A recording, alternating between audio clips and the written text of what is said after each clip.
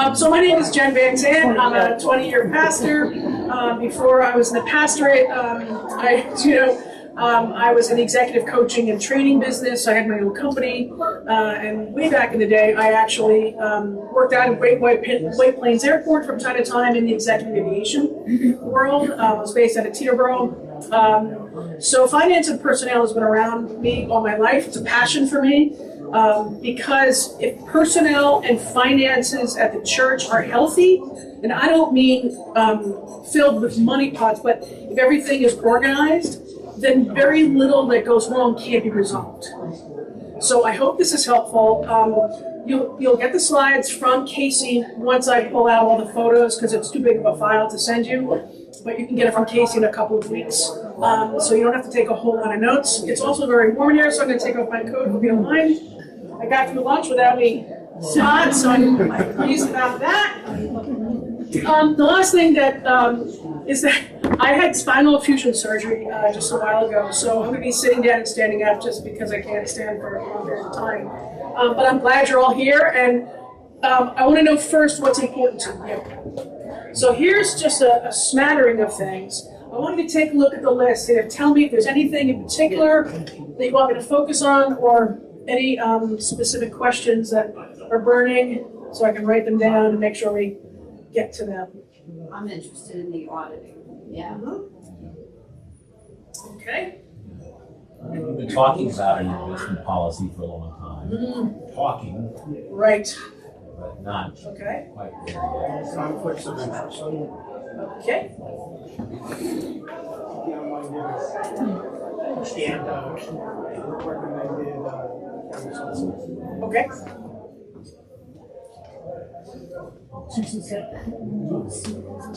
Anything else? Inspiring people to do stewardship campaigns and ask folks for money. Oh, credit card. It's such a pain.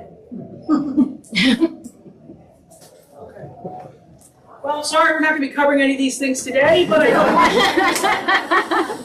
All right. So the first thing that's important, and you probably know this, but it's important to just review because some of your parishioners, your staff, your pastor may not know this. This is from our good old Book of Order. The shall means you gotta do it, versus the may, which is take it or leave it. All right. Again, you don't have to take notes unless you need them right now, because you'll be getting these slides in a couple of weeks, hopefully. So. The treasurer has to be elected every year. If it's the same person, even if they've been there for 100 years, they have to be elected along with your financial secretary and your clerk. That's usually done in December, but you gotta make sure it's there, and it's gotta be in your permanent record in the minutes. Okay? Okay. Those who are in charge of the funds have to report at least annually. I certainly hope most of you are getting monthly reports from your treasurer. And now you shall observe the following procedures. First of all, and people hate this, but this is what the Book of Order says. 2 duly appointed persons to be counters. Very few churches are doing this. I don't know what this presbytery thinks about it. Some presbyteries look the other way because of the lack of staffing, or one bonded person. Usually you can get away with not bonding someone if you just increase the coverages of theft under your D&O in your insurance policy. Do you guys use Brown & Brown up here for your broker, insurance broker? Emery and Webb. Emery and Webb and William and Smith. Oh, Smith, okay. Just talk to them, they'll know. You want to increase your coverages to like 500,000, that'll hopefully do it. What is a fidelity bond? It means that that person has been vetted to make sure that they can be insured, so that if anyone steals money, we know that that person is not the one who's doing it. Especially if you have a lot of assets, especially when you have designated accounts that might be managed by an outside source, and you got to move money around. Even if you have money with the foundation, the money comes in to your checking account. If it's big bucks, you want to make sure someone's bonded. Okay, again, this is the definition of your financial secretary and your treasurer. All these things shall be kept. and open to inspection by officers. At least annually, these should be made known to the session. So generally, how many of you do quarterly statements of contributions out to your church? Oh, okay. To the congregation, okay, good. So your treasurer should be sending you monthly statements of your P&L, your cash flow, all your designated accounts, all of that, so you can discuss that at session, right? So, and you'll see in there where you are in terms of what's happening in your cash flow and where you are, whether you're ahead or behind in terms of contributions. In terms of stewardship language, folks are the generation behind me, which is, so I made the boomers by 6 weeks. 1964 was the last year of boomers. The generations behind us don't pledge. They don't even like the word. They're never going to fill out a card. So you got to make sure that you start to give the opportunity to make contributions online, or have a QR code in your bulletin, a QR code on your website, a donate here button now, because even Casey said to me, I don't bring a dime to church, so if there's no way for me to give, it's not happening. And that's a big leap, but I really highly recommend that. So that way you know what your cash flow is. So like right now, our P&L shows that we have more unpledged money than pledged money, and it's because we have younger people coming in who are not going to make a pledge, but they're going to give what they can give based on what's happening, in their lives, as opposed to my clerical session, who's 91, and she's awesome, brilliant, and she. I'm not going to be able to stop doing clerical until I'm 90. So that's Congratulations. She's a Polity Wong. She's fun. But she makes one contribution in December when she sees what happens with her assets and where the market is. So she's not considered a pledger. She makes a donation, right? Either way. Okay, now, this is a bugaboo of mine, and I feel very, very, very strongly about it. The financial secretary should be handling all your gifts, all your deposits, all your cash. I don't care if it's 25 cents from the Sunday school, give it to your FinSec, or another officer if she's out sick or at the beach. Okay, the office admin can track petty cash. In this day and age, we're getting away from buying stamps, which is what petty cash was for, handing out $50 for someone who needs groceries. Now we have gift cards. But for whatever, I can't even think of something we need petty cash for now, but that's what your admin should be doing. Pastors never, ever, ever handle cash. Even if the person is coming out of the door after worship and saying, Pastor, your sermon was so inspiring, I'm going to give you $2 this week instead of $1. Okay, you take that money and you find your officer and you say, take this and put this into the kitty. Okay? You don't ever want the pastor to be pocketing the cash or just forgetting about it. It's going to go in my robe. And guess where it's going to sit? It's going to be in my robe until next Sunday, and that's when I'm going to remember it, right? So again, this is just some language. I encourage you to get gift cards.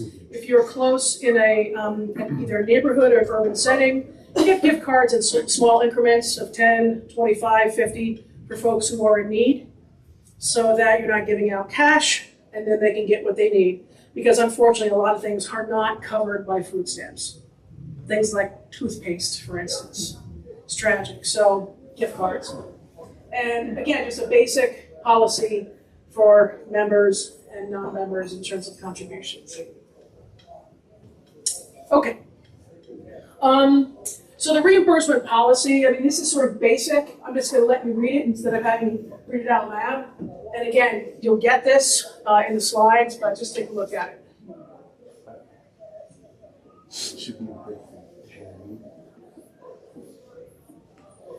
Be clear.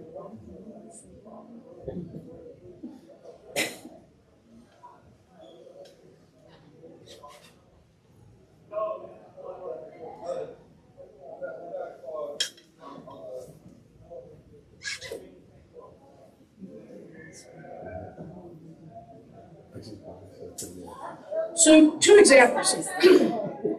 The first is number one. A colleague of mine at some point was using an app to track his mileage. And then he turned in the monthly report of the mileage. But he forgot, I believe, to eliminate the miles to and from the church. So now he puts in the monthly report, and then the assistant treasurer says, "Oh my God, look at him, he's trying to steal from the church." She's still mad at him. He's been gone a year. She's still mad at him. I said, dude, look, he's not thinking, number one. Number two, why does he need another $30 of mileage between his home and the church? And number three, he's lazy. He probably didn't look at the report. He just attached it to the voucher and sent it in. So the more electronic we get, the more we actually have to pay attention to see what goes on. So that's an important thing to pay attention to. Again, number four, cash advances should happen only in super rare circumstances. I can't think of one right now where there would be a cash advance. And if you're smart, as a pastor, you get a credit card that gives you 2% back on cash or something like that. So there should be no need for cash advances unless it's like a caterer and then you have to give a check or something like that. So again, moving away from cash almost entirely. I have a mileage question. Go ahead. The only time I deal with Our that is, treasurer always, Hang on, I'm in 2 seconds. I'm sorry. the only mileage I deal with is when I'm paying pastor supply, pastors. Correct. come, and they're just telling me the miles and I'm just paying it. Like, I'm not asking for any information, like a documentation of that. So this presbytery doesn't have a flat fee for pool supply? So It's a fat fee plus mileage. mileage. Oh, really? Yeah. Oh. It's a flat fee And plus it, mileage. and the fee doesn't cover mileage. So they just tell me how many miles it is to. Okay. back. So is anybody on the presbytery committee in this room? Anyone, are you on council? I am.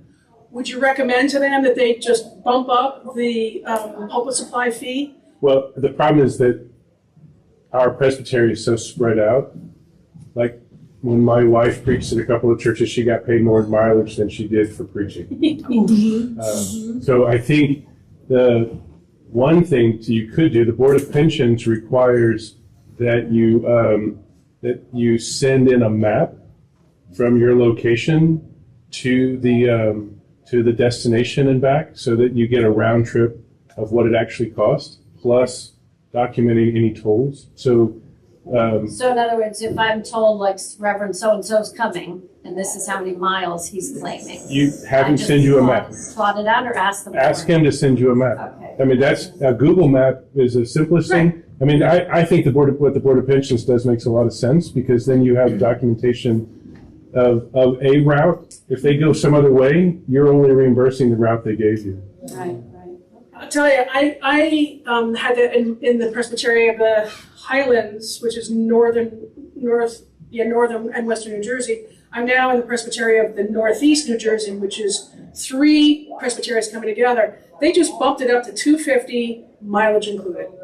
Okay. So that's what I'm I recommending. mean, I can bring it up, but I think the other option is you create the map and you don't even ask them about Don't it. even ask them Yeah, if I have their. If you have their home address, Yeah. yeah, you can do it yourself. Yeah, I mean, I gotta tell you, in my early days in ministry, I'm like, oh, the presbytery meeting is 100 miles away. Yippee! I'm making some money on this trip, you know? Yeah, But, be sick in New York City, not here locally. right. Yeah. Exactly. Yeah. Okay. A few more reimbursement things to share with you. Again, you can read them on your own.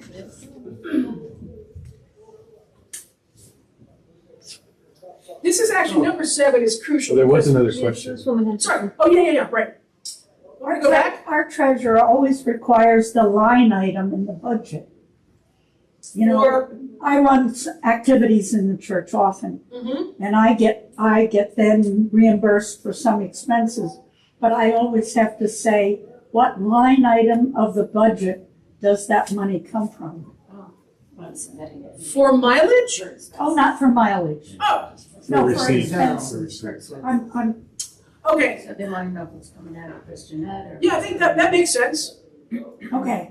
Yeah, I mean, I think that's good because, like, when I came to this new church, I'm like, why is Christian Ed like such a huge number? And then I realized, oh, they have this Santa's workshop every Christmas, and they spend like $1,500 just in tchotchkes and candles. Ah, that makes sense. So yeah, because you want to be able to drill down. It's Right. generally not in the monthly P&L, but it should be a sub account that you can pull out of QuickBooks at any time. Yep. Number 7 is important, and you all know this already, and I can still see her face, but this woman had a lot of enthusiasm. And she was very talented in terms of her advertising ability. But exactly, she would come in with a pile of receipts on December 23rd and then start unfurling these things, and the treasurer's just like, just trying to close out the year. So really make sure that, remind your officers and any staff to make sure that it's within 30 days. Because when you threaten the 30 days, they either get their act together or they eat it. In this case, this woman was so disorganized in her life, she just ate costs left and right, and then she boasted about it. I'm like, you could get reimbursed for the cakes, but you can't do it December 23rd. Gotta suffer like Jesus. Right. Let's see, any other questions about this? receipts. Good. All right. This is a simple voucher. This is from my previous church. I'm trying to get my new church to do this. This is very granular, but it's really helpful. It saves a lot of digging for you, for your officers, and certainly for the treasurer.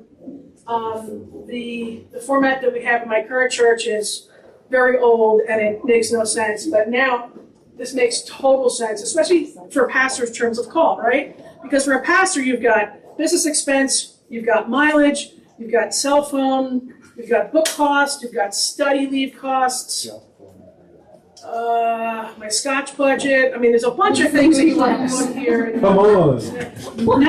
Go on. Too related. Presbyterians, what do you think? All Presbyterians drink scotch. That's good. From Scotland. But this is really helpful. And I've got this two signature, right? So if the chair signs and puts in, then you have to have someone else co-sign and check the budget so that you're not going over budget. And you have the budget attached to all this, so you don't, again, make a lot of work for everybody at the end of the year.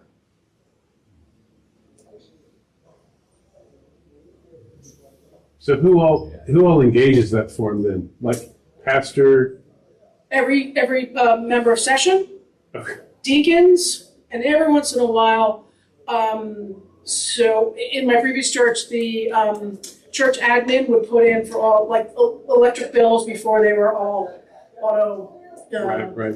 But yeah, So in theory, you could have an expense report that requires every set member of session to sign off on it before, because the pastor paid for stuff but paid for it for different committees, and then they would need to get everybody's signature. Is that no. what this sets up? No, first of all, the pastor should not be purchasing anything except, well, are you the pastor? I am. Okay. I need my points. Okay, you got me on that one. All right. Yeah, don't do that. Get somebody else to do it. That's not a good idea.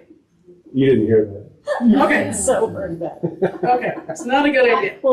We have a setup like this. Sometimes you'll find that, the doers in the church, who will like go to the hardware store and Yeah. purchase stuff and then do it, are cranky, non-paperwork people. And so we love them because they're doers, but, you gotta chase after them, please fill it out if you want the money back. That's right. And so the answer is, do you want the money back? For Right. that, but also the signing off of what, like for us, session will decide that repair can be done. And then the clerk just tells me when he puts in the money, it's okay, you've gotten permission. So I could say, have the clerk sign it because she's been told by session, or do we have to have session, somebody from session say it was approved? Okay, so there are a number of challenges with this scenario. First of all, in my personal opinion, the clerk should not be making any purchases for the church because the clerk is an elected position. Got it. Number one. Okay. Number two, the cranky people who are going off to Home Depot, most of those things I would imagine would be coming under property. Yes. So the property chair then signs off after the property chair says, oh, okay, you bought 75 worth of greens for Christmas Eve. We only have $25 left in the budget. It really should go to session for approval Right. or increase the budget for Right. In other words, 2025. yes, you're right. There is a budget line, so the property committee can sign off on those without a vote, in other words, because it's already been voted on. Yeah, but for me, each committee is in charge of their own budget. Right. Until we get into like November and you have a surprise repair, or you have something new you want to do for Christmas, or what have you, then you should go back to session and increase the budget, or that's why we have this, is it an over budget item, it's really If the important. property chairperson is the cranky doer, then he can sign his own? No, he cannot, that's the whole point of this, right? So if the property chair is a one-man band, sometimes that happens, then have the finance chair, just check it. Someone adjacent, close enough to the work that they're doing. Another Right. session member. right? Yeah. But ultimately, anyone can sign it because all the session members are elected. I mean, the worship chair can sign it, Right. you know, but you just try to keep it as adjacent to the Okay. purchase. See, now that I've heard it from you, I can be a little more assertive. That's right. Yeah, they told me, yeah, no presbytery, that's right. Okay. Authority. So this is a basic investment policy sample. The one that I am working with in my current church started out with, I think, about 15 pages. And the investment cabinet got together and they literally read the entire statement aloud, one page at a time. Wow. I want to stick needles in my eye, but I Yes. thought, this is not a good career move, I'll just let it roll. It's a little much, but he's a financial advisor, and this church has double-digit millions protecting. So that's why the policy should fit the size of the organization. But even a basic investment policy to start with makes good sense. And to tell you the truth, we got the template from Cap Trust, who manages our money.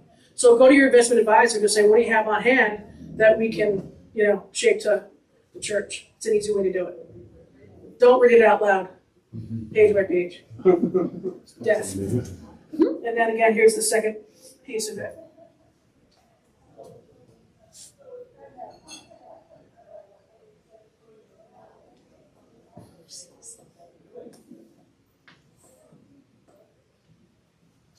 Six has been a problem. I heard someone talk about number six, or maybe I have a hearing issue, but number six has been debated on the floor of General Assembly for 40 years, at least, right? Well, it's already happening, right? MRTI. Mhm. We already do it. It's Yeah. what the churches do. Right, that's what I'm saying. This is from the local church. Yeah. Because there's plenty of financial folks in the local church who really don't care. Hey, if that asset's gonna make me money, let's go do more, let's buy more money with Caterpillar or TikTok or any of those. I'm not sure if TikTok's a public. Our church passed around a list of not just the major categories, but the subcategories of all our investments. Uh-huh. And members of session talked to the congregation about it, and red marks were made through it. We took it back. We were a little surprised, but we turned it over to the financial people, and we said these are our wishes, what we don't want to invest in, and it had a positive result. Yeah. Good, that's a beautiful thing. That's a In beautiful fact, we thing. got out of the landmine business. Right, right. Yeah. Alcohol, tobacco, and firearms, it's so blatant, obvious, but, We were really surprised in what we were investing money in. well, we all are. I mean, I'm sure if I look at some of my mutual funds with Fidelity, I'd have to really vet them myself. But yeah. Okay, so again, you'll get this as a template, and then you can steal from it freely. You'll get the slides without all the beautiful pictures. Get it. Okay, credit cards. This was another beast because on my session at the time, I had an attorney and someone who is the head of compliance for a big insurance company.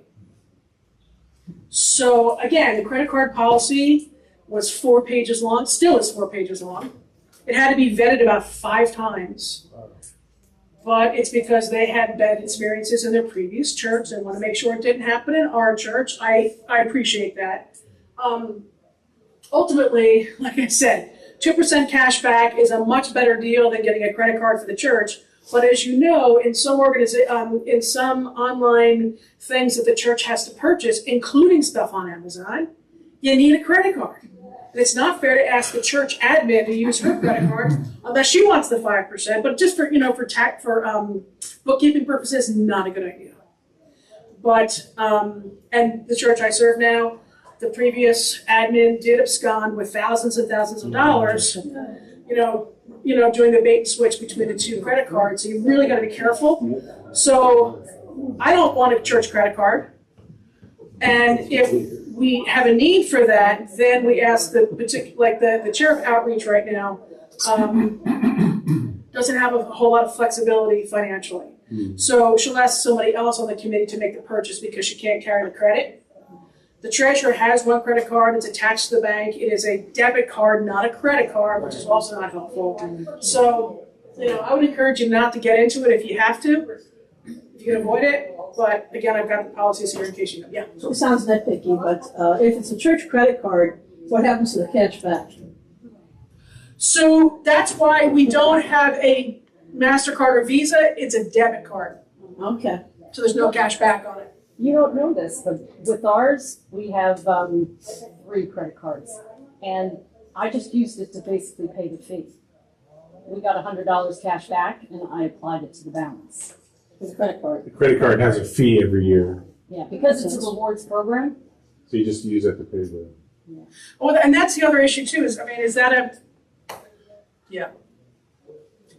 United has a $100 fee, so I get 2 passes to a President's Club every year, big whoop. But for a church, I think you want to keep it clean so that you have a card that doesn't have an annual fee. I don't think that's a good use of the church's resources, personally.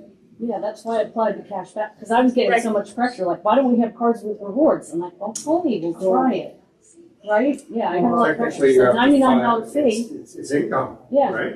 and I took the rebates and And then, but then we're a nonprofit, so you don't have to report it to the IRS. I mean, it's a little sticky. I would say just less is more. Less is more. yeah, it's more to think about. Okay. So again, these are more of the limitations and strictures that she put on this. I think $250 is the right amount if you have to go with a credit card. The middle bullet is important though, because some admins don't understand the limitations between pastors' purchases, right? Because the pastor's purchases should, in my opinion, only be part of terms of call. Right, they're reimbursable based on terms of call. But like if you're gonna go to Michael's to get red construction paper for the children's sermon, all right, I usually eat it, but if I can avoid it, I try not to purchase anything unless it's super crucial or it's something I need for ministry that's beyond my terms of call.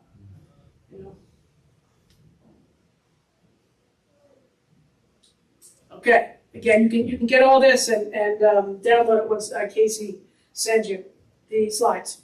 Okay, so this is a very simplest explanation. No church has an audit. They think they do, unless a CPA, an active working CPA, does the audit. Everything else is called a financial review. We have a CPA on our committee. She's retired. So it's still financial review, not an audit. Same practices, it's a name only. Does it have to be somebody outside the church? I'm sorry? Does it have to be an external person or somebody outside the church if they're CPA? Is there an external audit? If you're having an audit, then yes, it should be a separate firm outside the organization. You don't want to cross over. So let's just say my gal Ruth was not retired and was still working as a CPA. I would not want her to do an audit. Now, she could be on the financial review committee, but not as an audit. Just, again, clean. So my financial review was done by the past treasurer and a member of congregations. Was that good? No. Oh. No, the treasurer should not be No, touching. somebody who's not treasurer anymore, but was. Like the person the I church? took over for. No, because you're looking at historical information. Treasurer should never be involved in the audit. Keep it super clean. So members of the congregation are Correct. okay? Member of session, okay? You should have a member of session on the financial review Okay. or a previous ordained elder. so an elder and 2 members at large, 2 NALs. 2 any members, okay. I don't ever remember writing down in my minutes, we have had a financial review of finances. Okay, How often should this be done? annually. Every year, yeah. I'm surprised. Are you the clerk? Yeah, And what presbytery? Hudson River. I can't believe, so don't you guys do minutes reviews? Yeah. And you haven't gotten dinged? Yeah. Oh, Oh, we do. Oh, okay. It's written so that the annual report to the congregation that's included in our annual meeting, the congregational meeting Uh-huh.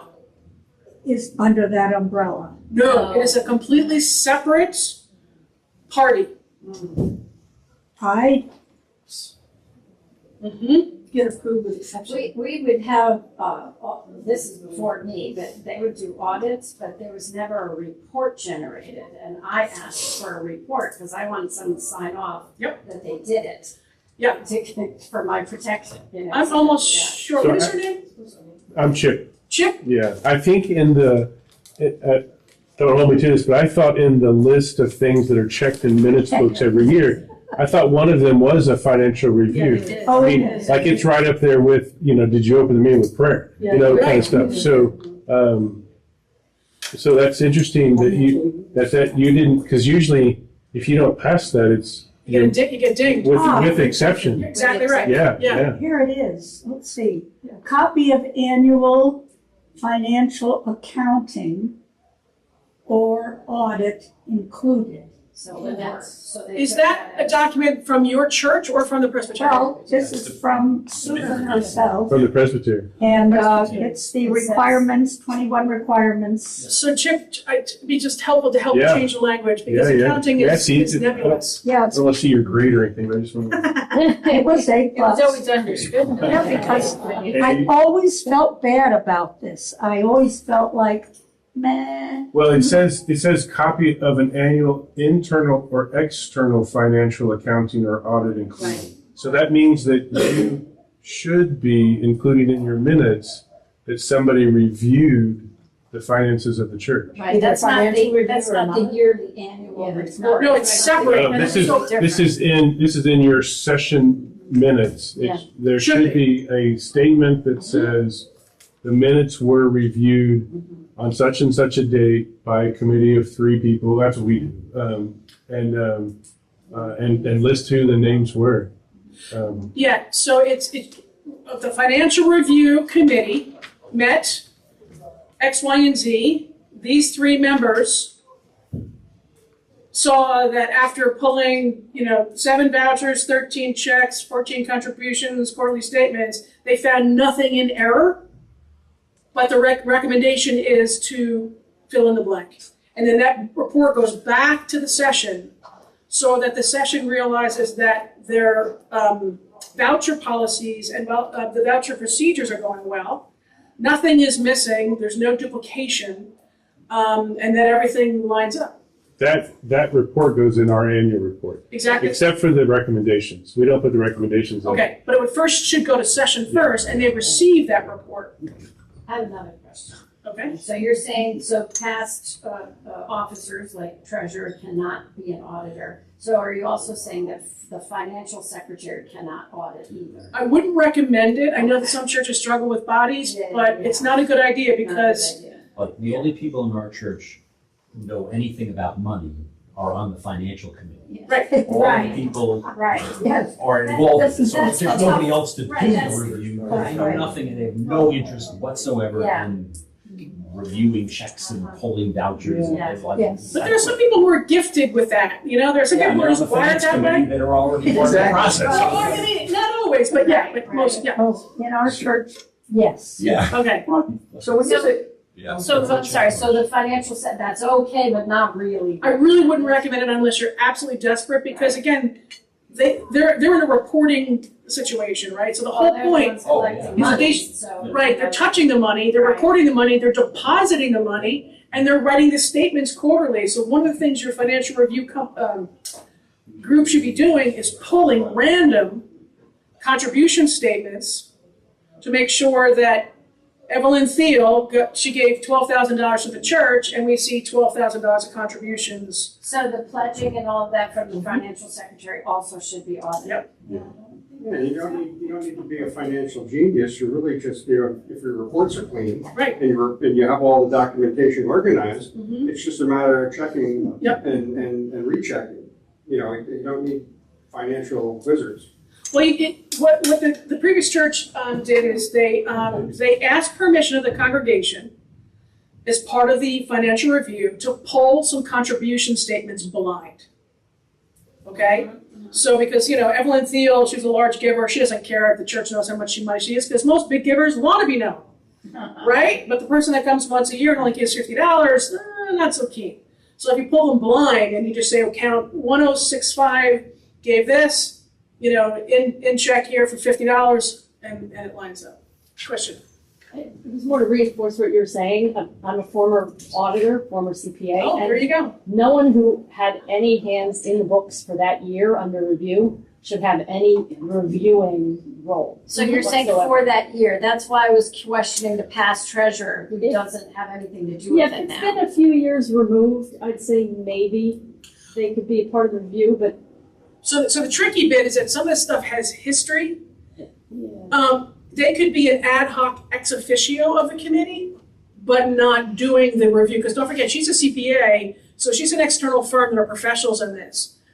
Even your local church people, if they're talented enough, it's still a financial review. There's still things that get mucked up. So if you want to add he or she back in, I think that's okay, but don't give them any of the labor to do, because it's just not clean. And, right, I mean, just, Like they can advise. yeah, We always make sure we have enough people to kind of sit and go through with each person, because like you said, not everyone's an expert. So to help guide them, not inappropriately, but sure. just to help explain how the books and records work. Is there a guideline from the presbytery of what an audit should consist of? Financial review, Yeah. okay? And I haven't looked on your. There's a treasurer's guide. Oh, yeah, that's right. Is Yeah. there? Yeah. Oh, that'd Yeah. be great. It's pretty good. There's lots of good links on your particular website, and the second best is, And what is, when you say my particular website, what are you talking no, about? your Presbytery, Hudson River Presbytery, there's drop-down menus at the top of your web.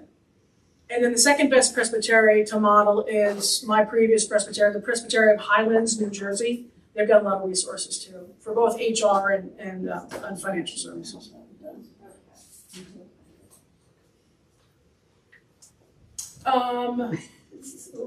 Not good news. You know what, it is good news, because Yeah, guess it's what, good it's only May. Yeah, I understand. I just know how our church treasurer feels about her job. I think that's Yeah. the emotions of this. Yeah. So when I went to my first church in this Presbyterian church is, I got threats over actually requiring or pushing for 2 counters, because these 2 small churches didn't want people to know what they gave. Yep. And yet, it put everybody at risk. There was even some accusation that the money may have been going home to one home and sitting overnight in a place. Oh, yeah, that happens all the time. And people were more willing to let that happen than to do the right thing and to protect everybody. So like, I think there's as much as people don't feel comfortable with it, it's for the health of everybody. If you want, I'm not kidding. It means more work. It does. That's I'll tell you what though, if you want, you can have your treasurer call me, and I'll lay the bad news on her and let her know why it's important, because I've seen so many messes that had to be cleaned up. I've been involved with ecclesial cases. I've seen a lot of stuff, and yes, it's more work, but you don't want to have an ecclesial case, trust me. It's a mess, and it's time consuming, and you don't want that. That's important. I think she'll understand the rationale, but she is so overworked. She's not on it. She doesn't do any of that work. It's 3 other people. But there is preparation for her Yeah. to turn it over to those Yeah. three non-financial people to do their work. Besides pulling the monthly reports and vouchers, Well, Right? It's probably the voucher. You know, one of the things you can do, buy them all lunch. that's not a joke. Make it, Oh, I'm not worried about the three people. I'm worried about the work my Yeah. treasurer is gonna Sure, have to do. sure. There's some work to it. No, There's some prep to it. I mean, you gotta print out all the bank statements and make sure all your paperwork and check stubs and everything all But yeah, we're not, match up to it, which you're supposed to be doing anyway. Right, But you have to turn all that over in a presentable manner so they know what they're looking at, Yeah. I suppose, you know. yeah. And that's, Or or it's just do that work but all we along. are a legal corporation. Like, I think, It's important, yeah. it's really important. You know, I I think always it's for your say, safety. When people look over your records and they're in order, that's Yeah. reassuring to Right. me. Yeah. I hope she gets that from the process. well, the That's first, the upside. the first year that I took over was a little messy because I didn't know what I was doing, but I still did really well on the review because I stapled everything together and checked everything, you know, like I kept my records in order because I needed to have this Yeah. order. It's good So discipline. that was okay. And then the first review, I'm like, oh, I'm missing a couple of things. I got it. Next year I'll do that. But it really isn't that difficult. I think she'll be okay. And get her some help. Yeah. Yeah, get her assistant. Yeah, exactly. Yeah. All right, we got to Easier keep said than moving. done. So, all right. Let's see. Okay, I so. always thank your treasurer. Yeah, exactly right. Okay, so we have stewardship. Are there any particular questions that burning questions? I think there was one thing here about stewardship. As I said earlier, people are moving away from pledge cards and annual campaign. Whatever you can do to shake it up and draw attention to new things, I highly recommend. I did the frankincense, gold, and myrrh campaign last year at the church I'm at now, and it was such a nice change of pace. People loved it. It was really fun. I can send it to you, but basically, bring the gifts to Jesus. You bring gifts of frankincense, gold, and myrrh. You can make up whatever they want. Gold is obviously the pledge card. Offering gifts of healing. Even the kids were filling out cards on needing healing and putting it in a Christmas wrapped box. So there's all sorts of wonderful things you can do. Unfortunately, our denomination, Kaleidoscope, hasn't changed their strategies since I went to it probably 20 years ago. So if you're looking for something unique, hi, come on in. Then I would encourage you to try and shake it up as best you can. Again, more electronic contributions, the best you can. Get QR codes, put them in your bulletins, put them on your website. The more you can show the church that you're modernizing, the more money you're going to get, basically. Can you send us the frankincense and myrrh? Sure. That would be cool. Yeah. Has anyone ever done Stewardship 365 with the Kaleidoscope Institute? Or Holy Currencies? Eric Law? Does that work well? I've done that. It's excellent. It's Okay. very good. It's looking at ministry, beyond time and money, but looking at wellness, relationships, a couple other things that then, it flows into. So it's a holistic view of stewardship. So I highly recommend Stewardship 365 and Holy Currencies. It can, some of this can be, you gotta have people who are really committed to doing the follow through, because it's easy just to do the fall campaign. But we did a campaign at Easter this year for a variety of reasons, but the contributions didn't change. And people say you have to do it in the fall because you have to do budget planning. No, you don't. The budget's going to be the same or a little bit less next year than it is this year by and large. So you guys know what your numbers are. Unless you're doing something really huge, you're going to hire another staff member, or you're going to build a new building or put on a new bathroom. You can manage your budget.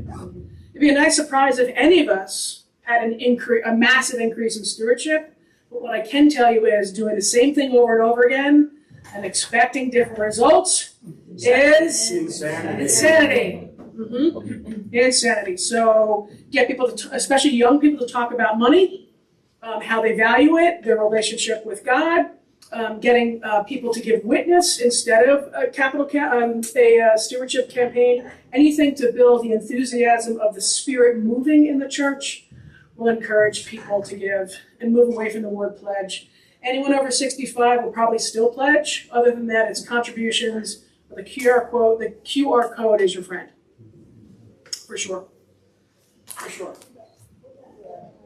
Okay. Sorry, I didn't update the slide. I didn't think to update it. How are you guys doing with per capita? Do you know? What is that? Kidding. That was funny. That was good. You almost got me there. Thankfully, the Presbytery of the Northeast New Jersey has dropped per capita. Yeah. And now we're trying to give money away. Wow. The bad news is it's because a lot of big buildings had churches that closed and we sold the buildings, right? Oh. But it's going towards mission. So the more you can make announcements about per capita, and then it's not a head tax, but the kind of neat things that you guys are doing in this presbytery in terms of mission and ministry will go a long way. And you can talk about that all throughout the year. Some of you probably know this. Chip, you probably do this in your church, but a lot of church members will pay per capita for a friend who just can't quite afford it. So that's something you can suggest. And you know what? Just let it ride in the bulletin. You know, we're short because you still have to pay the per capita to the presbytery. You might as well make sure that people are aware that you still have to pay from your own congregation. So have you paid your per capita for the year? It's not too late. It's never too late. If you know someone who can't afford it, pay for their per capita. It's a nice idea. Okay. Let's check the time. Okay. Online giving apps and church management software. Who's got online giving apps or church management software? Okay, what are you all using? Banco. Okay. What are you guys using? Venmo? Well, Benco. So church. So that's Tithely. Are you guys using Tithely? Are you using Breeze as well? I don't think so. Okay, so again, I'm not going to read this to you. You all know that this is important to do. Again, it shows how modern your church is.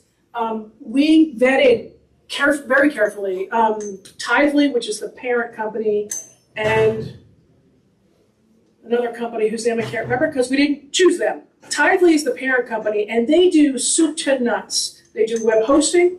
They'll create your web for you. They'll do monthly updates for you. That's Tithely. They have just more bandwidth than almost any Presbyterian church needs. The non-denominational churches are blowing up, and so they're needing all sorts of extra bells and whistles. What I can tell you is if you want to start out, Tithely's junior company, oops, sorry, going the wrong way, is Breeze. Breeze is an app. It's $74 a month. Everyone downloads it onto their phone. Breeze migrates whatever you're using now as church management software, migrates it into the Breeze app, and then everyone gets their own login and a password. And every church member is in there.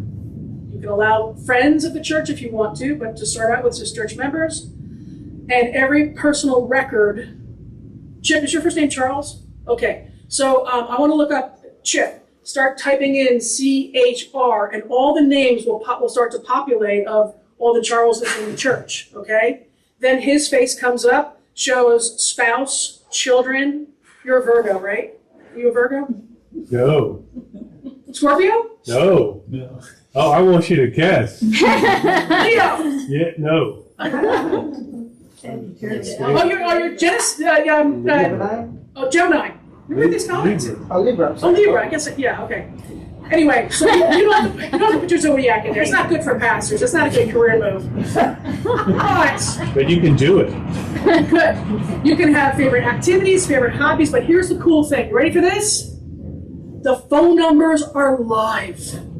Wow. So you're in a parking lot. Oh, I got to call Pastor Chip. I open up his name. It's live. It dials. Boom. You're right there. Home phone, emails are live, and all the links are live. So no one has to call and say, oh, Pastor Chip, do you have Debbie's phone number? How many times have you had that phone call or that email? It's annoying. Your email is live, everything. $74 a month. and then migrate all your data. I highly recommend it. This is the third church I've used it in. We're about to launch it and make it go public. But even 80-somethings are on their phones, calling their grandchildren, using WhatsApp, FaceTime. I mean, everybody's using it, and it's great success. And it's cheap as chips. We use Braille. Down. Yeah. Well, the whole thing is populated for you, and then you just have to decide who you want to give access to. In my previous church and in my current church, they've decided right now, except for one person who is some people have people who were born and raised in the Roman Catholic faith, and they're terrified to join the Presbyterian church because their grandmother will roll over in her grave back in Italy. She teaches Sunday school. She's never going to join the church. Is she safe? Yes. So we're folding her into the membership profile. Then you can make these tags. So if you want to send an email to the whole session, there's a tag that says Session 2025. Boom, there's your email. You can do e-blasts to the whole church. You can figure out e-blasts to some people, text blasts to others. So there's no excuse as to why, I didn't see that. Yeah, I texted you yesterday. Oh, I didn't know that was you. Well, it's from Breeze. You can't respond to the texts, but you can do 250 texts a month. Oh, wow. It's exciting. And I'm obviously not a salesperson for Breeze, but I'd highly recommend it. And lots of large churches in my presbytery have also had great success with it. It's very scalable. And that's not all, there's more. You can do all of your contributions from Breeze. My personnel director at the time was in the choir loft and made her contribution during my sermon. Now, the only reason why I allowed her to do it is because her brother's a Presbyterian minister, and I knew she was doing it for the right reason. But that's how easy it is. It's amazing. It sounds powerful, and I'm laughing because our older generation church, I had to handhold them just to get them to subscribe to our channel on YouTube. That's okay. Like that sounds like a lot for our members. You have to gauge it. First of all, you've only been there a couple months, and without a pastor. Do not launch this, but then when you don't have a pastor. Right. Yeah, that's true. No, just baby steps. Yes. We use a similar one. It's called Brown. It's tied in with Banco Okay. and ACS, our accounting software. Yeah. So Yeah. it's more expensive because it's a bigger package. Right. But very similar, and we also have plenty of older members. They've really gotten used to it. Yeah. So they love the statements, they'll log in, look what they're giving. Yeah. In fact, if I don't enter everything right away with the financial secretary, they're online looking at their giving, saying, "Where's my big gift?" Right. I know. It's almost too much accountability. But the other piece is it's just choice. Yeah. It's not for everybody. That's great. I had some people come to me and say, so now I have to start having the church pull money out of my bank account? Yeah. No, this is your choice, but you also need to know that your way of giving is not true for everybody. That's right. That's true. So like you're creating options because it's really donor based, not personal preference based. We have online giving set up, and the fee is, it comes to us once a month, the total of the giving for the month, and there's like a $10 fee, and I get every month, I get arguments, why are we keeping this? They're charging us $10. So how much do they spend on envelopes? I know, You know, these are the arguments. But you know and I what's get them. weird is like people look at buying envelopes as that's what the church does, but spending money on an alternative giving source, they're the same cost. I mean, Right. it's the same kind of cost. Yeah. But somehow we think envelopes are a good expense and Right. It's interesting, right? It's The not tangible. mindset. They can't see it, they Yeah. can't feel it, they can't lick the stamp. yeah. And the way I look at it is even if it does cost a little bit more, Yeah. it's a simpler process and it frees up time where people can be, focusing on other areas. Yeah. Right. And don't underestimate the congregation and the technology. I just dropped in the last year a whole bunch of technology, access control system, networking changes and everything, and they Yeah. ate it up. Oh, It's like, I do this as a living, and the church is the best out of all the groups I deal with. Yeah, we're kind of dragging them kicking. It's like we're working on a new website, and there's lots of like, It'll we'll pass. get there. It'll We pass. just gotta really shove. Well, and would they rather have $98 in the bank out of 100 or Right. 0? Yeah. Well, and and you also want to honor the older adults who like that paper Yeah. and like that control. And let's not forget that by and large, the older donors are the largest donors that we're ever gonna see. So let's let them have the choice whether they wanna make their contributions with their envelopes. They love the idea of pulling the envelope out of their pocket. It's, you know, it's a big That just hasn't been as true for us as the perception. Right. Right. I mean, because we have older people who travel, so they want to have Well, there is that. online giving so that they don't have to, they can give and Yeah. be on their way and not. Some of the snowbirds really like that. Sure, of They course. do actually It's just- like that, but they also are like, they're not used to it, so they have their own system of sending the check in, and, you know. Oh, Yeah. come on. But that's just we'll get choice, there. right? That's I some- think that's what it is, Yeah. just, you know, growing pains. All right, we have about 10 minutes left. I just want to check. So we've talked about auditing, investment policy, online giving, accounting software, stewardship, credit card. Which software do you recommend? I'll tell you what, I have not, Atlas? sorry? Aplos? I've not had any experience with Aplos. I really do like QuickBooks because you can drill down with enough activity for the session and the pastor to see. But then there's additional drill downs if you want to see, especially for like the property budget, because that Yeah, becomes you can luminous. feed the budget right in, there's a budget report, it's Yeah. kind of generated for you, so all you're doing is enter, it's lovely, I love QuickBooks. Yeah. And Aplos, I hear good things about it as well, but we just got to get away from PariSoft, which again is developed for the Roman Catholic Church. I don't know how we inherited it, but we did.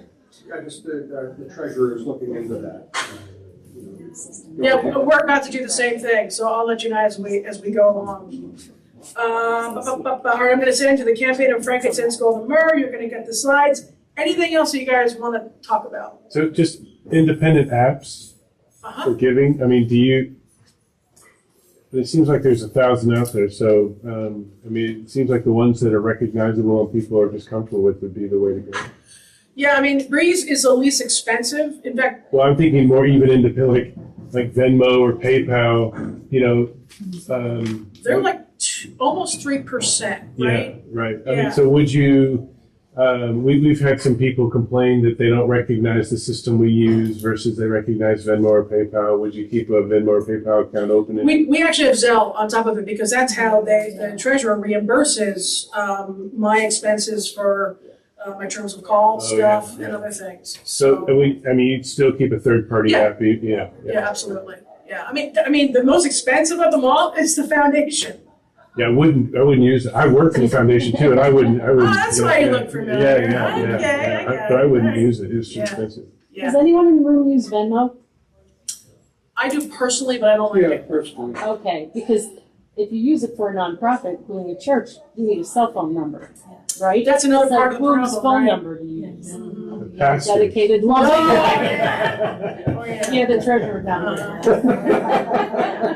Okay, I just wondered. That's a challenge. Any other burning questions? Yes. Conflicts of interest. I'll give you a Oh, quick, yeah, thank you. I'll give you a quick rundown. We have a gentleman who's president of the corporation of the church. Go on. His daughter's the bookkeeper of the church. Pause. Oh. Okay, and Bookkeeper, okay. bookkeeper, and both that gentleman and his son-in-law want to sit on the finance committee. Chip, I'd love to hear what you have to say about this. I firmly believe that the president of the corporation usually should be the chair of property, separated out from finance, okay, the finance chair, Okay. okay, and that there's no authority that the president of the corporation has except to hold an annual meeting, perfunctorily, say that, at the annual meeting. That's it. So So, our president and vice president change every year. It's always a man and a woman. We always go back and forth. But all those relationships you just named, Yeah. I shut that down quickly. Right. Yeah. Yeah, and there's no accusations of impropriety, but everybody is considered about the appearance. The appearance is your problem. Yes, exactly right, get the optics. But I'll it's, give you an example of something. Let's say you had a major contract and the company you're working with needs the president of the corporation to sign. He signs and then his daughter is writing a check out to them. It's just, Double trouble. that's not appearance, that's actual. That's reality, yes. Yeah. Yeah. that's no bueno. Yeah. No bueno is exactly right. That's your advice as a CPA? Yeah. Okay. It's also that he should, the chair of, the president of the corporation should be property, not finance chair. He used to be the chair of the property, but not anymore. Then find somebody else. I have the same problem that I'm ferreting out in my church, and he doesn't like it, but I'm like, I'm really sorry, it's just, that's not gonna work. I may email you after your resignation. Not tonight, but I do have a few cards here. If you need them, like I said, I will have Casey send you my slides in case they're helpful. Thank you for your time. Thank you for accommodating me, because I said yes to this before I knew that Casey had changed the schedule from last year and pushed things back a little bit. And I cover your prayers for a safe trip Yes. to Long Island. Is there anything else that's burning that you have? Okay, here are cards if you have questions. Yes. So